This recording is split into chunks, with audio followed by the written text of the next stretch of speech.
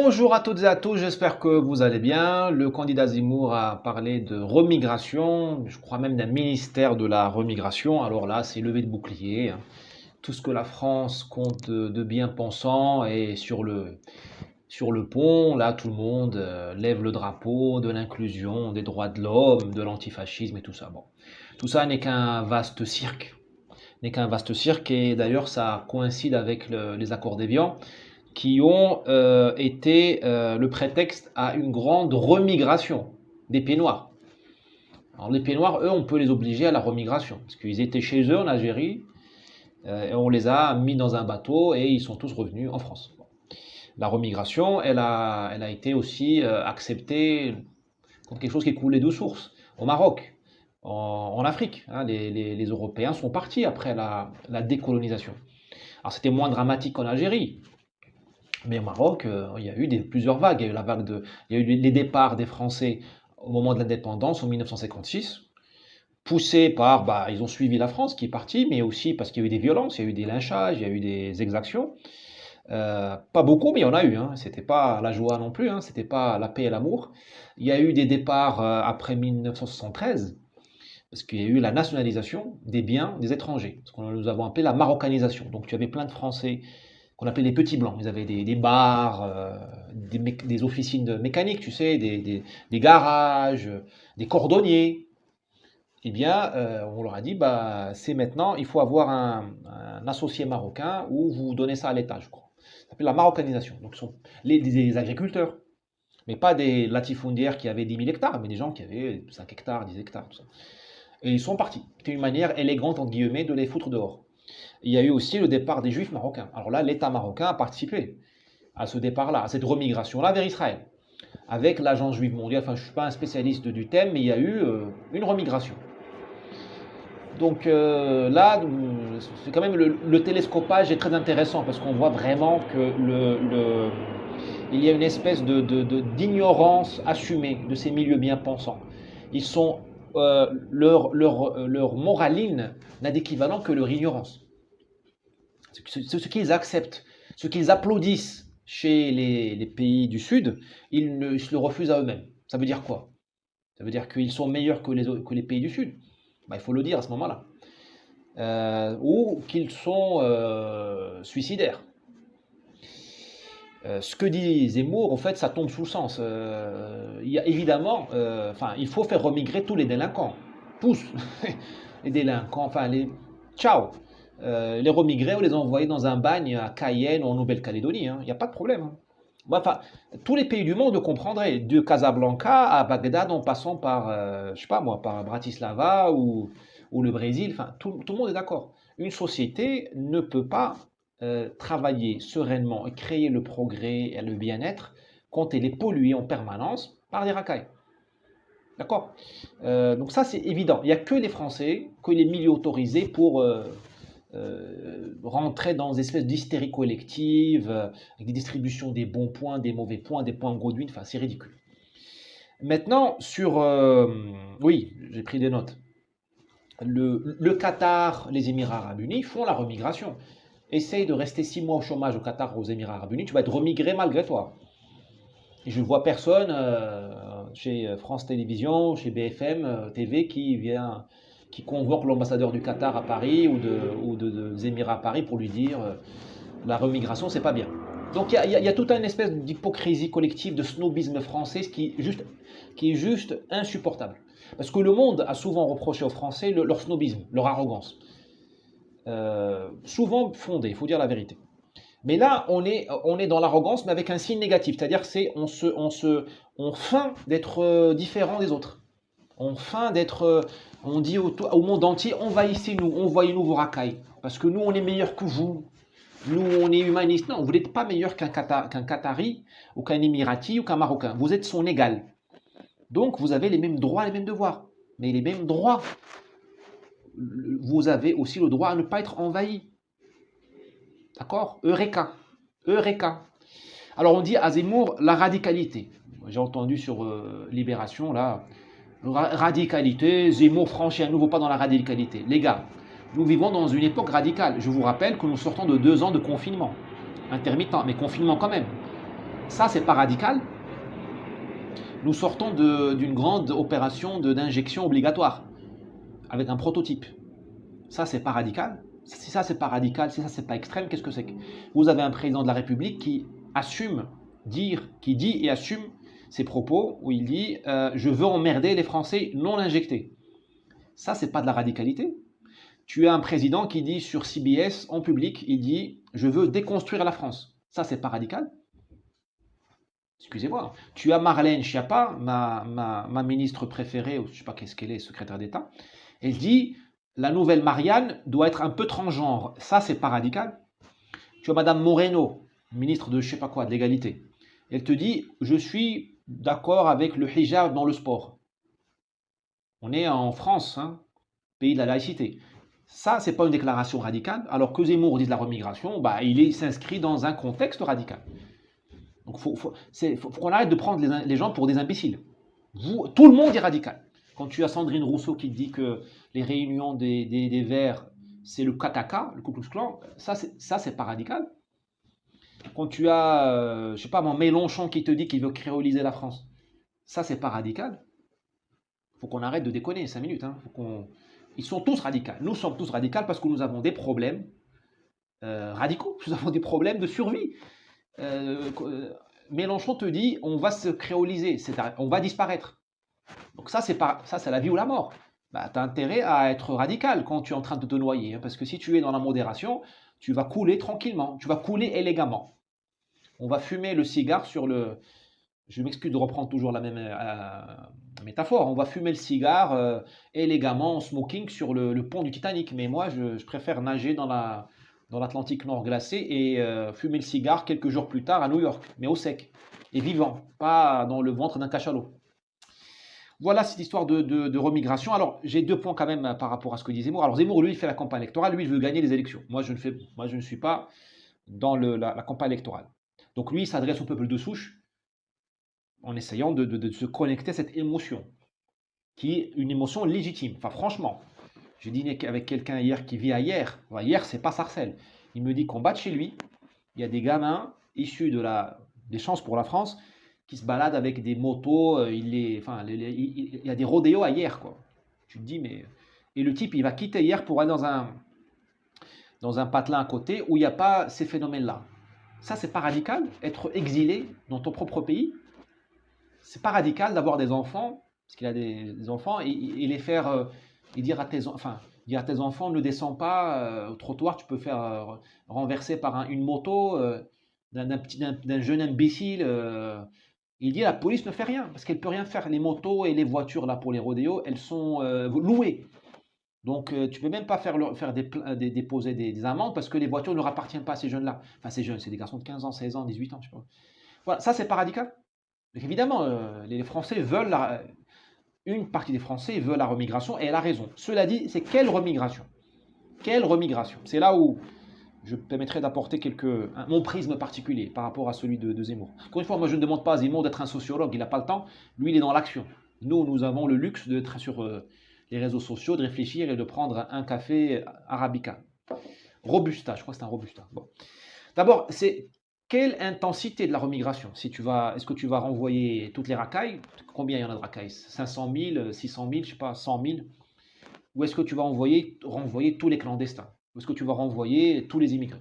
Là, de ça, il faut discuter. Parce que le peuple français, c'est pas le peuple allemand. Le peuple allemand, il a un côté très...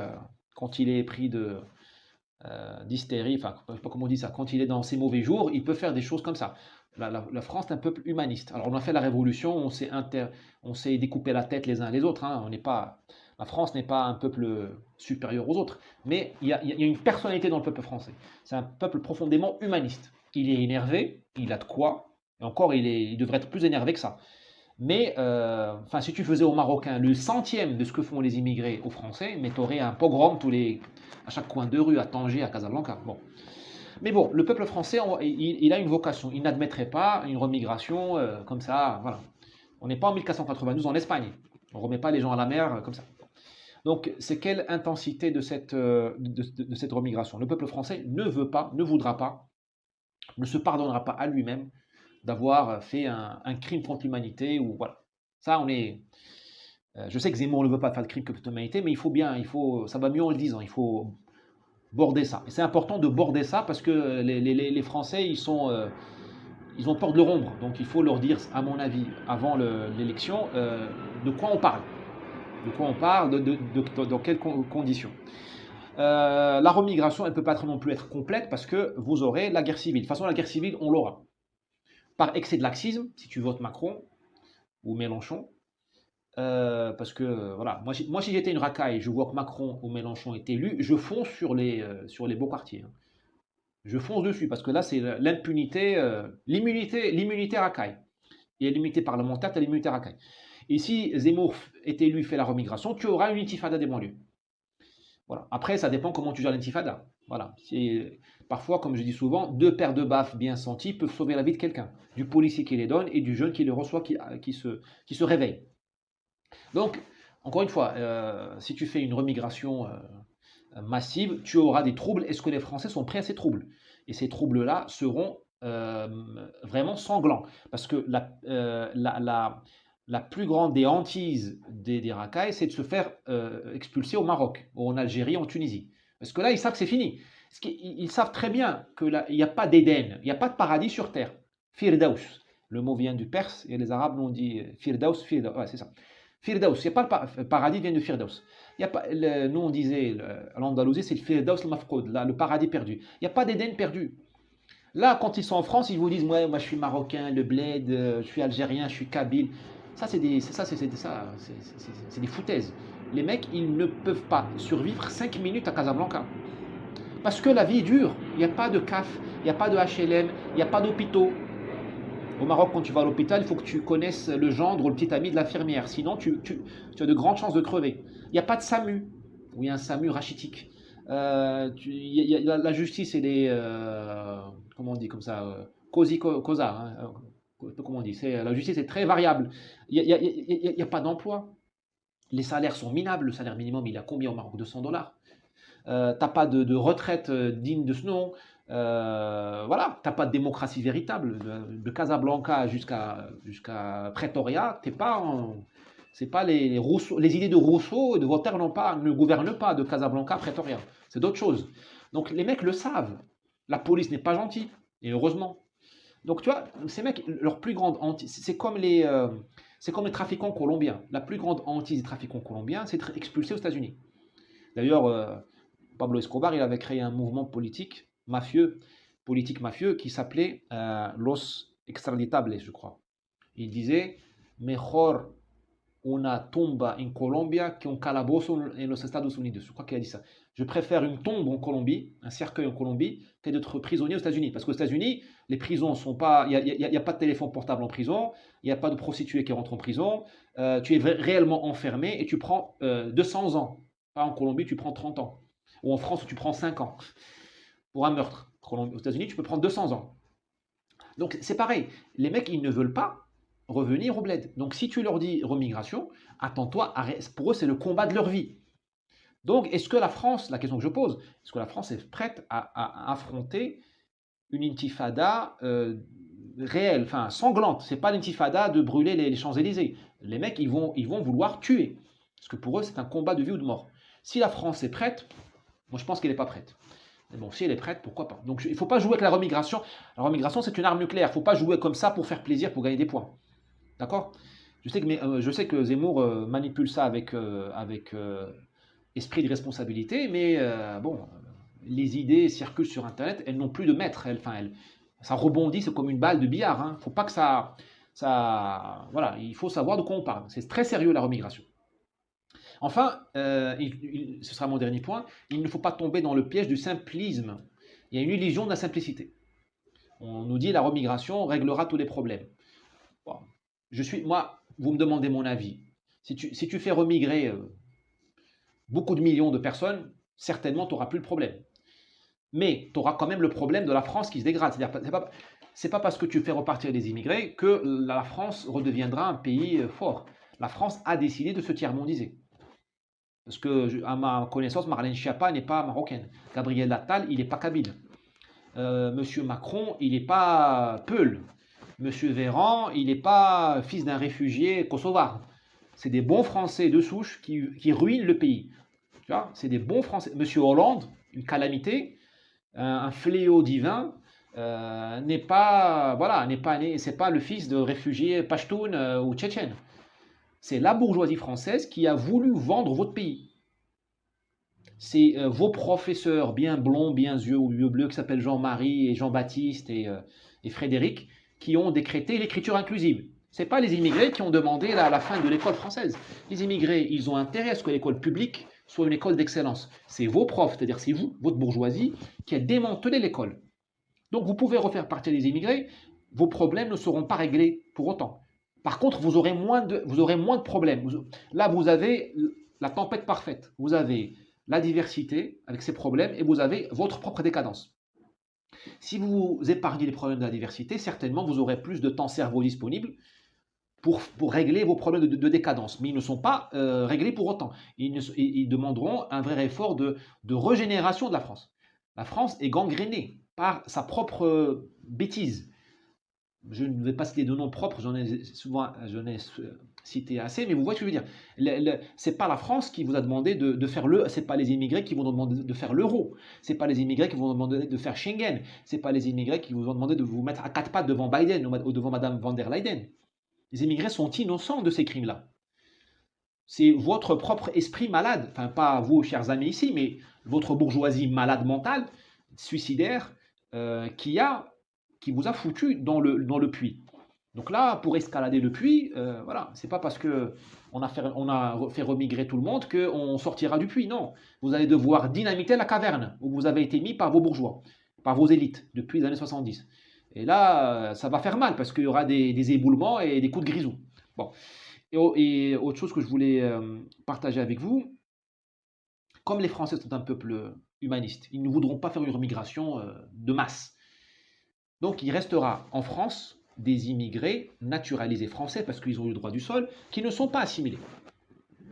Donc, on peut parler d'un stock, même si le terme n'est pas très élégant. Il y a un stock de plusieurs millions de personnes qui ont les papiers français, mais qui ne sont pas français dans l'âme, par assimilation. Qu'est-ce qu'on fait avec eux? Puisque nous sommes des humanistes, nous ne sommes pas des sauvages, eh bien, il faut leur proposer un mode de vie, un modus vivendi, un deal. Tu restes en France, tu ne t'assimiles pas parce que tu ne le veux pas ou tu ne le peux pas. Moi, je pense qu'il y a, la plupart ne le peuvent pas. Sauf qu'ils sont orgueilleux. Moi, je suis orgueilleux. Ce que je ne peux pas faire, je dis que je n'aime pas. Moi, je suis incapable de prendre des muscles. Tu me mets dans une salle de sport, je me blesse. Donc, qu'est-ce que je dis? Je déteste la salle de sport. Alors, les salles de sport au Brésil, c'est un repère de nana magnifique. Hein, donc, je sais que je perds beaucoup à ne pas fréquenter les salles de sport parce que c'est très fleuri, comme on dit. Muito florido. Mais bon, j'ai mis un voile de l'orgueil sur ma tête et je dis non, je ne vais pas aux salles de sport, j'ai pas de temps à perdre. Moi, je suis un intello, les muscles, c'est pas pour moi. Mais c'est parce que je suis un foutu de prendre du muscle. Vous voyez, donc ces gens-là ne peuvent pas s'assimiler, mais ils vous disent non, j'aime pas la France, vous êtes des cofards, tout ça, mais ça, c'est du pipeau. En partie. Il y a un vrai problème d'assimilation et je le comprends. Cette assimilation, c'est un sport d'élite. D'accord? C'est pas pour tout le monde. Ça, je le comprends. Il faut être naïf pour croire qu'on va assimiler tout le monde. Donc ces gens-là, ça c'est la minute publicitaire. Je l'en parle dans mon livre. Je propose une feuille de route à ceux qui gouverneront la France pour leur faire une place. J'invente un statut de citoyen associé. Il y a les Français et les assimilés, donc les Noirs, les Arabes, les Tchétchènes assimilés à la France. Donc ils sont des Français de plein droit. Et vous avez un statut d'associé, où tu n'as pas le droit de vote, où tu n'as pas le droit d'être dans la fonction publique. Et là, bon, écoute, hein, tu ne veux pas t'assimiler, tu ne veux pas appeler ton fils Jean-Baptiste, c'est pas grave. Mais tu ne ruines pas ma société. Tu n'empêches pas mon engrenage de tourner. Parce que la France est un moteur, disons, diesel. Je vais énerver les écolos et ça me fait plaisir. La France est un moteur diesel, c'est une image. Eh bien, le diesel, c'est un cocktail, le diesel. Tu peux pas mettre beaucoup de soufre là-dedans. Sinon, le moteur, il est moins efficace. La voiture roule moins vite. Eh bien, c'est ça. Il faut garder la France a besoin de conditions, de température, de pression pour bien fonctionner. Si toi tu portes le voile, si toi ta femme je sais pas, tu laisses pas travailler, si toi tu vis en ghetto, si toi tu ne veux pas serrer la main d'une nana, eh bien écoute mon gars, tu ruines mon cocktail, tu dégrades mes conditions d'efficacité, moi comme société. Je vais donner je vais être moins bonne dans la compétition internationale. Je ne vais pas rendre heureux ceux qui jouent mon jeu. Donc écoute, je te mets dans un moteur auxiliaire et toi tu continueras à rouler à l'éthanol si tu veux, mais tout seul. Et tu rouleras moins vite. Et je ne te paierai pas les pneus. Et tu paieras le péage. Et tous ceux qui sont avec moi à bord de ma voiture, qui roulent sous mes conditions, dans mes conditions, dans le respect de mes règles, eh bien, le péage, c'est gratuit. Ça s'appelle la citoyenneté. Voilà. Il n'y a pas d'autre solution. Alors, c'est humaniste, mais c'est vrai que c'est pas Simone de Beauvoir, c'est pas BHL, c'est pas Glucksmann qui vous dirait ça. Parce que moi, contrairement à eux, je crois que j'aime la France. Je crois qu'eux ne l'aiment pas. Moi, j'aime la France, vraiment. Et puis, moi, je veux des solutions. Moi, je ne fais pas ma carrière. Moi, je m'en fous de passer sur France Télévisions. Enfin, si France Télévisions m'invite, j'irai. Hein. Il n'y a pas de problème. Même si Madame Salamé m'invite, j'irai la voir. Avec un bouquet de fleurs qu'elle me jettera sur la gueule. Mais peu importe, hein, ça s'appelle l'amour courtois. Bon, trêve de plaisanterie. À demain, vendredi. On essaiera, si vous voulez bien, de parler de sujets non franco-français. Je voudrais vous parler de l'Afrique et de la colonisation de l'Afrique, la colonisation invisible de l'Afrique, la colonisation de l'Afrique par l'intérieur. On parlera de choses plus ou moins agréables, on parlera de- des confréries africaines dans le désert, on parlera de Boko Haram, on parlera de la course vers le fleuve Congo, qui a commencé. Demain, on en parlera. Du bassin du Congo, on parlera de Livingstone, on essaiera d'aérer l'esprit, de sortir un peu du monde, de cette espèce de cours des miracles entre Hidalgo, François Hollande, tout ça. Macron, on va respirer un petit peu quand même. Hein. Et bien sûr, je répondrai avec grand plaisir à vos questions, à vos interrogations, à ceux qui me tirent les oreilles. Les oreilles, d'ailleurs, elles sont un peu rouges. Parce il y en a qui me tirent les oreilles et c'est bienvenu. Hein, ici, je ne crierai pas à la discrimination. Je ne crierai pas à la discrimination. Quand je reçois des critiques, elles sont bienvenues. Et je ne dis pas, ah, vous me discriminez, c'est le délit de faciès. Ce serait trop facile et puis ce n'est pas digne Je rigole, hein, attention, prenez-moi au troisième degré. Hein. Donc voilà, à domani, ciao ciao.